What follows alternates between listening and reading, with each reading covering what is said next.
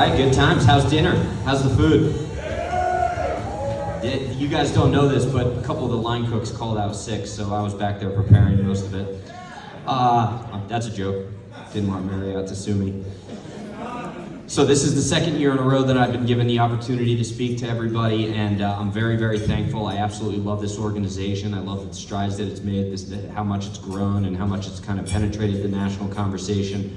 I think that it's a real important time right now. I'm coming at this from the perspective of a chef, restaurant owner, hospitality guy, but at the heart of it all, I'm an environmentalist. I went to a small liberal arts college up in Maine, and I did that because I wanted to hike around Maine, right? I was just a young college kid, didn't know what I wanted to do. I got sucked into the restaurant industry, and the rest is history, although I still got my old On the Road Kerouac books and Edward Abbey, you name it. The reason why that's important is because at the root and the foundation of everything that we do with the restaurants is about sustainability. But what does that even mean anymore? Didn't mean anything 10 years ago, 15 years ago when I started talking about it. And today there's a meaning to it, but it's been hijacked. And I know there's differences between kind of environmentalism and sustainability, but at the end of the day right now, when we try and have these conversations about the environment and the way in which it intersects with both business and culture, the conversation is being hijacked. And we're at the peril right now of losing the environment in the grips and the hands of the federal government. And I firmly believe that. And I'm not going to throw data up here with a PowerPoint proving to you through my numbers how this is happening. I'll just use anecdotes because I see it every single day, day in and day out, in the life that I live and in running the restaurants. It would be silly of me not to bring up the fact that I am a rebel. And I'll tell you why I'm a rebel. I cook with gas, natural gas. I'm waiting for somebody from the EPA to come and arrest me right now. And that very well could happen at some point. When I talk about this conversation about cooking with gas, it blows my mind because I broke the microphone. It blows my mind because I'm getting so much pushback from people who I otherwise thought understood the basis of the idea that electricity is still being driven primarily by coal and natural gas, that we actually reduced greenhouse emissions by introducing natural gas over the past decade, and now we are trying to get rid of natural gas altogether. I speak to people in the industry about cooking on electric, and obviously there's certain applications in which it works, and there's certain pieces of equipment in which we can introduce in the restaurant industry, but they're not there yet. It would cost me right now probably $150,000 to $200,000 to fully retrofit my kitchens so that I'm cooking solely on induction and not using a hood and getting rid of natural gas. But that's not the issue here. The issue is that there needs to be a conversation, and there needs to be hyperbole, sensationalism, and hysteria surrounding an issue that affects all Americans, so that more people can glam onto this idea that we need the federal government to make decisions for us, that we can't trust our own communities to make the necessary decisions, whether it's in the form of free market capitalism, or whether it's just kind of private property rights or what have you. We know right now, those of us hopefully in this room, and I know as a business owner, that when it comes to the government making decisions for us, it is worse for the environment. I will tell you that right now. It makes sense when you look at the size of the federal government and how far away they are. Why can somebody in Washington, D.C. tell me how I can run a restaurant in Huntington Beach, California, and what I can and can't serve my customers, when 100% of my business is driven by this idea of sustainable seafood? And I'll touch on seafood in a minute. We don't have to serve sustainable seafood, and frankly, most of our consumers don't even understand what sustainable seafood means. I could serve, twice frozen aquacultured seafood from China that's been raised in somebody's bathtub that actually slipped through the border because the FDA only inspects 2% of all seafood imports from China. And a lot of my customers wouldn't even know the difference, and I could pocket the extra money. But that's not what drives us. That's not how we operate a business. And this became incredibly clear to me during the pandemic. You see, when it comes to sustainability and this idea of kind of, really fixing the environment, or at least trying to live in a common symbiosis with the environment, one of the things I focus on is waste. That's one thing that I can control. I can control waste as a chef, both for the purposes of fixing my bottom line, for the purposes of helping the environment, and for the purposes of actually just being kind of being a steward to the world around me. And there is so much waste in the restaurant industry. It's absolutely disgusting. There's waste in the seafood industry as well. There's, I want to say, in certain fisheries, upwards of 60% of the catch is bycatch that's just thrown away and absolutely wasted. And that's a generally accepted number by the National Marine Fisheries Service. So the people managing our fisheries are okay with throwing away 60% of the total allowable catch within a fishery. But when it comes to running the business, during the pandemic, what's the first thing that everybody did was they switched to takeout.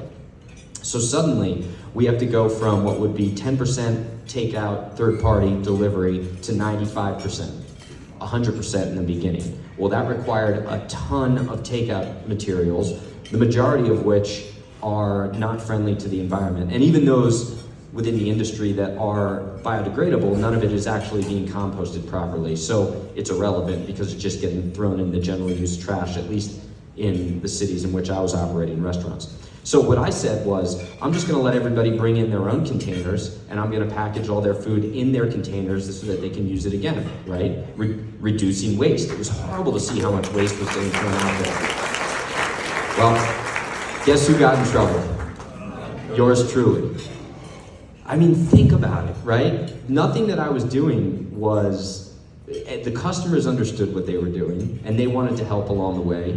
All my local customers in my local community, they were okay bringing in a plate, bringing in a Tupperware container, bringing in something that they can reuse. They didn't want to throw the to-go packaging away. And yet, I was not allowed to do that because it wasn't approved by a large agency that had absolutely no idea what was going on in my restaurant or in my community. And furthermore, there was no evidence that proved that there could be cross-contamination. It's all theoretical, right? It's somebody sitting in a cubicle putting together data points to be able to say, well, in theory, this could happen.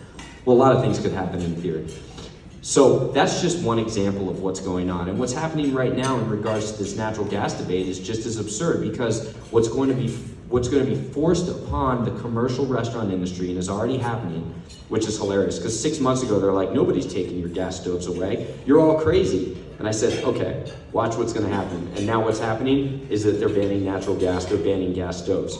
Well, what's gonna happen to all the gas stoves that are existing and in place, number one? And number two, how about the cost of having to put in a lot of these technologies that aren't even efficient right now? We're gonna be using more energy and more electricity in order to create, well, we're going to be using more energy and theoretically producing more emissions in order to create the electricity necessary to cook the food. Well, we know what's going to happen then is they're going to consolidate. So we're going to start to lose some of our local kitchens. We're going to start to lose a lot of our local producers because it's going to be consolidated into mass production food sources. And who's going to control that? The government's going to control it. Mark my words, if we don't stand up and speak out about this, the government is going to start taking control of our food system. And that means waste. Because as we know, I think I just read the other day, they misplaced like $4 trillion in COVID relief somehow. The government just, maybe look under the government couch cushions for $4 trillion. But what we can do in our local communities is we can talk about this. Now, I circle back to the fact that I came at this from the perspective of just a young environmentalist who got sucked into the restaurant industry, and now that's the basis of what I do. Well, one thing I saw over the years was this change, right? This changing of the tides where the narrative kept getting more and more hyperbolic. It kept getting scarier and scarier. Climate change, by the year 2015, we're all gonna die. Well, we pushed it back 5 years. By the year 2020, we're all gonna die. I don't know if anyone remembers that study about us running out of seafood by 2020. That was, I think it was a Ray Hilborn study that was proved complete. It was junk science, but it was the basis of when I was opening my first seafood restaurant and I asked people why they weren't coming in. They're like, well, because all the seafood's gonna be gone by 2020. Of course, we know that that's not the case. But we need to take control of this narrative, because right now we've got polarized extremes. On the one end of the spectrum, we've got people telling us that the world is going to explode. We can't ever drive a car. We can't use nuclear. We can't use gas stoves. You can't use straws. But then you look out on the streets of California and there's just trash absolutely everywhere. Well, that's okay, because the government's controlling that. So don't worry, they'll take care of it eventually. But we in our local communities understand that that's not really the case. And on the other end of the spectrum, you have people that are just like, oh my gosh, you're just some dumb hippie, you're a tree hugger, and don't talk to me about climate change, and I'm gonna just burn gas and ruin the environment to prove to you that you're wrong. But then right in the middle, we've got that 10%, right? 15% we'll even say. And at the end of the day, the world hinges on the 10 to 15%. It's not the crazies on either end of the spectrum. And we're losing the battle right now when it comes to creating the narrative to get people to understand and appreciate the need to focus on the environment. And we don't need to use scare tactics. We can celebrate the good. We all love a good sunset. We all love a good hike through the mountains. We all love clean water. We love America. We love our national parks, and we love good food. We love local food. There's so many things that we can celebrate. And I'm sure that right now everybody's getting notifications on some form of social media, some type of a platform. Well, we can use those in order to create new slogans that don't scare people, but instead celebrate the environment. But we celebrate the environment in a manner in which we put the onus and the pressure on us, whether it's local restaurant owners, whether it's you as the restaurant consumers, and come up with slogans. Tweet them out. Use Facebook, use Instagram, use TikTok, whatever we've got to use in order to combat the messaging that's scaring people into thinking that they need to believe in the government to save them. Because we can save everybody through our local communities. And I talk about food, consistently because food is the great unifier, right? At least I once thought it was. Now, food is becoming the center of politics. But you know what still is the great unifier is the environment. Everybody loves it. I mean, it's not like you're going to sit down in a room with somebody and get into an argument about the environment and somebody's like, oh my God, you go hiking? That's disgusting. I'd much rather sit on my couch and, play World of Warcraft and throw a headset on. Actually, there are people that would rather do that. Now that I think about it, that's a horrible analogy. But I think you get where I'm going here, is that we can use this as the conduit through which we can actually bring people together and talk about reasonable, rational policy that's run in a local community, right? Not here, but in Huntington Beach, California, we've got certain measures that have been put in place through the city council in order to help the surrounding marine ecosystem, right? The fats, oils, and grease program, which is the FOG program, so that there's not a lot, so restaurants aren't dumping waste or dumping their oils into, kind of the surrounding area and it leaches out into the ocean. It doesn't come down from a federal perspective. That comes down, that's a local community-run organization, and it teaches chefs and restaurateurs how to properly dispose of their grease. These are really great programs through which we can actually kind of start to control our local communities, our local environments. But this tragedy of the commons that's occurring right now, or diffusion of responsibility, where we think it's somebody else's problem, is because when we hand all of this over to the federal government, well then we think that they're taking care of us, only to find out 20 years later that they aren't. I mean, heck, you've all seen those Camp Lejeune ads, or maybe you haven't. But how many times do we hear about, sorry, we screwed up, right? 5 years later, whoops, our mistake. I could point to COVID, so many mistakes that were made, but at the time, everybody was insistent on the fact that it was right, and you've got to believe the government. Well, I'm asking all of you to come up with a slogan. I'm asking all of you to use something across your social media platforms to celebrate the good. Let's not focus on the negative. Let's celebrate the good. Let's celebrate the good things that are happening in our local communities with the environment. One of the things that I like to push is the idea, because people don't understand sustainability and why they should care about it, I say sustainable tastes better. It's that simple, right? It tastes better. I don't need to get into the idea of fishing and maximum sustainable yield and all the, total allowable catch allotments and private quotas. No, sustainable tastes better. People resonate with that, right? People resonate with money, flavor, convenience, taste. Those are the types of things. So if we can kind of take the ideas that we understand in that curse of knowledge and distill it into sound bites to then educate the community in that 10 to 15% in between. And this is incumbent upon everybody in this audience because you guys are at the tip of the spear.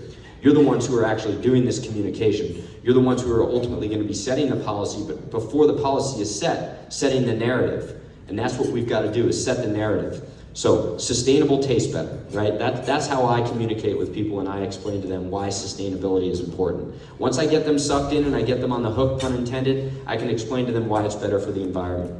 So as you kind of go through the conference over the next day or two, I want you to think about that, right? What are some really quick and easy sound bites that you can put together in your own head in order to help push the right narrative forward in a way that doesn't necessarily